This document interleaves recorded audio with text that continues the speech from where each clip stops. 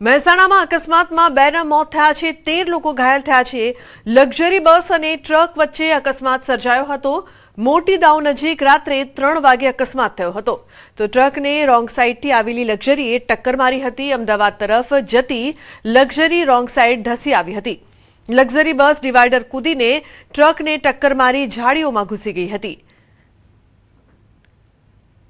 ये हमारा ट्रक था। मैं बड़ौदा से राजपीपला से किला भर के आ रहे, तो इधर से आ रहे थे हम, तो धीरे धीरे चल रहे थे। वो बस इधर से और थोड़ा सा इधर दूर रहा, बस डिवाइड फाड़ के इधर आ रही थी रॉन्ग साइड से, उधर से डिवाइड कूद के इधर आ रही थी। तो हमने मतलब चलाते तो दिख गई कि बस आ रही है, तो थोड़ा सा आगे से मुंह इधर किया जैसे अंदर घुस गई। बाकी थोड़ा सा घुमाना नहीं घुमाता ना तो हम ही बस के साथ में। મહેસાણા ઊંઝા હાઈવે પર ગત રાત્રે 3 વાગ્યા આસપાસ એક અકસ્માત સર્જાયો હતો। આ અકસ્માત એટલો ગમખાર અકસ્માત હતો કે આ અકસ્માતમાં અત્યાર સુધી 2 લોકોના મોત નીપજ્યા છે। જ્યારે અત્યારે જે માહિતી મળી રહી છે તે પ્રમાણે 13 જેટલા જે લોકો હોય છે તે હાલ ઘાયલ થયા છે। ખાસ વાત કરીએ તો આપણા સાથે જે ટ્રક ચાલક છે તેમની સાથે વાતચીત કરીશું અને પ્રયત્ન કરીશું કે આ અકસ્માત કઈ રીતે થયો હતો અને કઈ રીતે આ ઘટના બની હતી।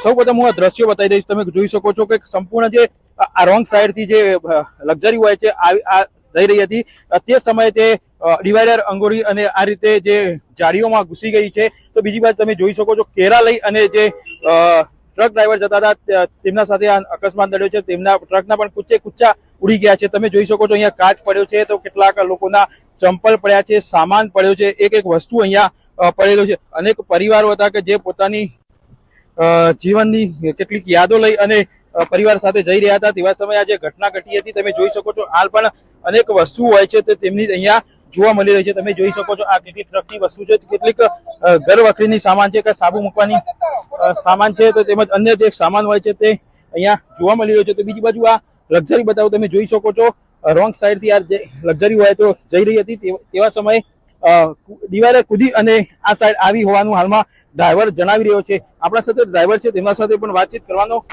પ્રયત્ન કરીશું કે શું ઘટના બની હતી, કઈ રીતે ઘટના બની હતી, કેટલા વાગે ઘટના બની હતી અને કઈ રીતે આ શું કહેશો? क्या नाम है आपका? तुलसीराम जी। आप कहाँ से कहाँ जा रहे थे? और हम राजपीपला से भर के अपने जोधपुर जा रहे थे, केला भरा हुआ था। ये ट्रक मतलब बस है ना, वो रॉन्ग साइड से मतलब डिवाइडर कूद के इधर आ गई, तो हम जावे तो कहाँ जावे, अंदर घुस गई। कितने लोग आप कितने लोग थे? हम 2 लोग थे। कितने बजे घटना हुई थी? ये 3 बजे। आप क्या लेके कहाँ से कहाँ जा रहे थे? केला लेके जा रहे थे जोधपुर, बड़ौदा से राजपीपला से। रात को 3 बजे वो रॉन्ग साइड से आपकी हाँ, हम तो अपने साइड से चल रहे थे अपनी लाइन में। अभी बस अचानक इधर आ रही है तो फिर क्या करेंगे हम, तो भी आगे से गाड़ी का थोड़ा मुंह घुमाया तो आगे से बच गई, पीछे घुस गए।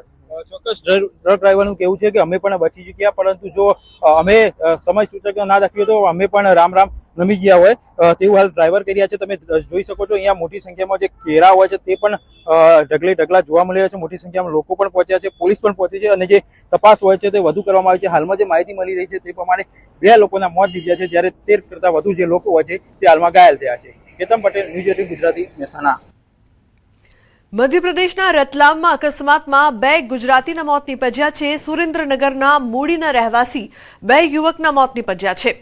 ઉજ્જૈન દર્શન માટે ગયેલા 2 મિત્રોને નડ્યો અકસ્માત। રતલામ નજીક કાર અકસ્માતમાં 2 યુવકોના મોત નીપજ્યા છે। અન્ય 1 યુવકને ગંભીર ઇજાઓ પહોંચતા હાલ સારવાર હેઠળ છે, જેમને હોસ્પિટલમાં દાખલ કરવામાં આવ્યા છે।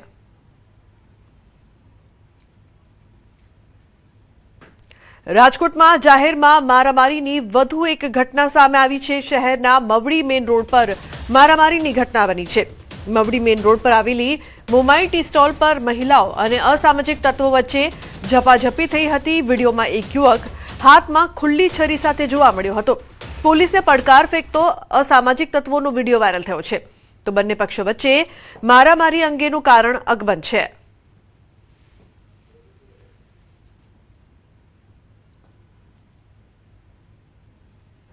બીજી તરફ હરિયાણામાં મારામારીનો એક વિડીયો વાયરલ થયો છે। આ વિડીયો ભિવાની રેલવે જંકશનનો છે, જ્યાં એક ટીટીઈ અને રેલવે ગાર્ડ વચ્ચે કોઈ વાતને લઈને ઝઘડો થયો હતો। ત્યારબાદ ટીટીઈએ પોલીસની હાજરીમાં રેલવે ગાર્ડને માર માર્યો હતો। આ ઘટના બુધવારે બની હોવાનું કહેવાય છે, પરંતુ તે વાયરલ થઈ રહી છે। જિલ્લા મેજિસ્ટ્રેટ આ મામલાની નોંધ લઈ રહ્યા છે. કોઈ પોલીસ ફરિયાદ દાખલ કરવામાં આવી નથી અને કોઈ અધિકારી આ બાબતે ટિપ્પણી કરી રહ્યા નથી.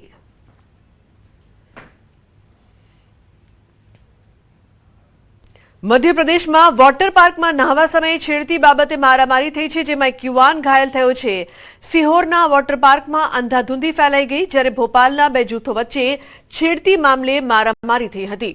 આ બબાલમાં એક યુવાનને માથાના બંને બાજુ 6 ટાંકા આવ્યા છે. પીડિતાની ફરિયાદના આધારે કોતવાલી પોલીસ ઘટનાની તપાસ કરી રહી છે. વલસાડમાં કથિત લવ જેહાદનો મામલો સામે આવ્યો છે. આરોપ છે કે અતુલના અરબાઝ નામના યુવકે સોશિયલ મીડિયા પર ફેક હિન્દુ નામથી આઈડી બનાવી હિન્દુ યુવતી સાથે મિત્રતા કરી. યુવકે પોતાનું સાચું નામ અંકિત ધોળિયા પટેલ હોવાનું જણાવી યુવતીને પ્રેમજાળમાં ફસાવી લગ્ન કર્યા હતા. લગ્ન બાદ યુવક મુસ્લિમ હોવાની હકીકત સામે આવતા યુવતી ચોંકી ગઈ હતી. યુવતીનો આક્ષેપ છે કે તેનો ઘરમાં બંધક બનાવીને મોબાઈલ પણ છીનવી લેવામાં આવ્યો હતો. જોકે તક મળતા યુવતી પોતાના ઘરે પહોંચી અને પરિવારને સમગ્ર વાત જણાવી હતી. પરિવારજનોએ પોલીસનો સંપર્ક કર્યો હોવા છતાં કાર્યવાહી ન થતા આજે યુવતી વલસાડ રૂરલ પોલીસ સ્ટેશન પહોંચી હતી. ઘટનાની જાણ થતાં મોટી સંખ્યામાં હિન્દુ સંગઠનોના કાર્યકર્તાઓ પણ પોલીસ સ્ટેશન પહોંચ્યા અને આરોપી સામે કડક કાર્યવાહી હાથ ધરવાની માંગ સાથે ધરણા પર બેસી જતા માહોલ ગરમાયો હતો. બેટા મેં આ જગ્યા છે એમ પછી બેની ઘરે જોવાનું રહ્યું. છોકરા લગ્નની વાત કરવા સારું તો બેની ઘરે ગયા તો ખાલી 2 માણસને લાવેલો છોકરો વડીલમાં ખાલી 2 છોકરાને લાવેલો હતો ને પપ્પા લોકોને બી એ જ નામે બતાવ્યું અંકિત ને મેં ધોળિયા પટેલ છે. નીકળી મોમેડન છે છોકરો એની ઘરે મને લઈ ગયેલા ને પછી ખબર પડી કે મુસલમાન છે. કે સવારના 2 વાગ્યાથી અમે અહીં આવેલા પોલીસ પ્રશાસન પર અરજી માટે ફરિયાદ માટે કે અરજી તો 2 મહિના એક મહિના પહેલાં અરજી લખાયેલી. અરજીનો કોઈ અમને એનો કોઈ પરિણામ મળ્યું નહીં. આજે અમે સરકાર પોલીસ તંત્રને એમ કીધું કે એને વિરુદ્ધ ફરિયાદ કરો, કડકને કડક કાર્યવાહી કરો કે એ વિધર્મી ડ્રગ્સનો ધંધો કરે, દારૂની હેરાફેરી કરે અને ઉપરાંત 2 દીકરીઓને બી ફસાવેલી, પ્રેગ્નેન્ટ કરી ને એના હાથે બી એને ગલત કર્યું. તો અમારું સરકારને બી અને પ્રશાસનને નિવેદન છે કે એવા વિધર્મીઓ પર કડકને કડક કાર્યવાહી કરે કે બીજી વાર એવા કોઈ ઉભા ન થાય. ભારતીય શેર માર્કેટમાં ફરી કડાકો નોંધાયો છે. સેન્સેક્સમાં 700 પોઈન્ટથી વધુનો કડાકો નોંધાયો છે તો નિફ્ટીમાં 180 પોઈન્ટથી વધુનો કડાકો નોંધાયો છે. બેંક નિફ્ટી 300 પોઈન્ટથી વધુ માઇનસ જોવા મળી રહી છે. તો ભારતીય શેર માર્કેટમાં ફરી એકવાર કડાકો છે તે જોવા મળી રહ્યો છે. ઉલ્લેખનીય છે કે સેન્સેક્સમાં 700 પોઈન્ટથી વધુનો કડાકો, જ્યારે નિફ્ટીમાં 180 પોઈન્ટથી વધુનો કડાકો નોંધાયો છે. બેંક નિફ્ટી 300 પોઈન્ટથી વધુ માઇનસ પર.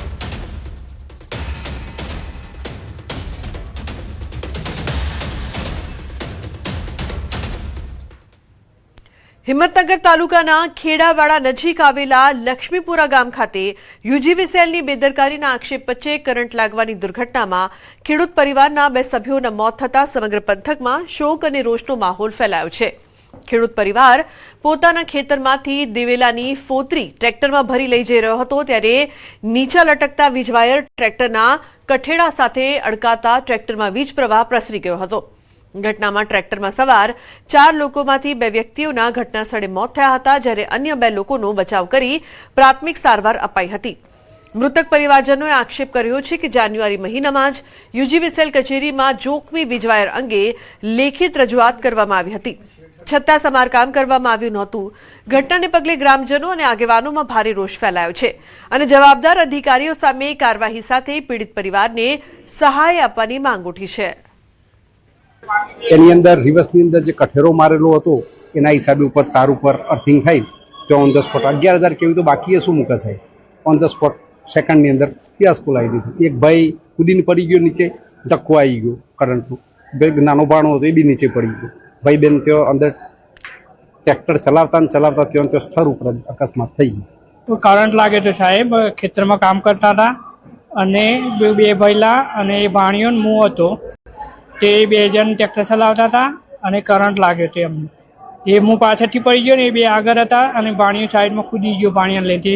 2ના માત થઈ ગયા ને હું એકલો જીવું છું. રજૂઆત એક જ જીબીને યુજીવીસીએલને ખાસ તો વારંવાર રજૂઆત કરવાથી કોઈ બી ખેતી લાયકની અંદર વીજ પુલ હોય વીજ વાયર હોય તો તાત્કાલિક તે ટાઈટ કરવા અને કોઈ બી પલ થાય એવી જગ્યાએ તાત્કાલિક ઝાડ કાપી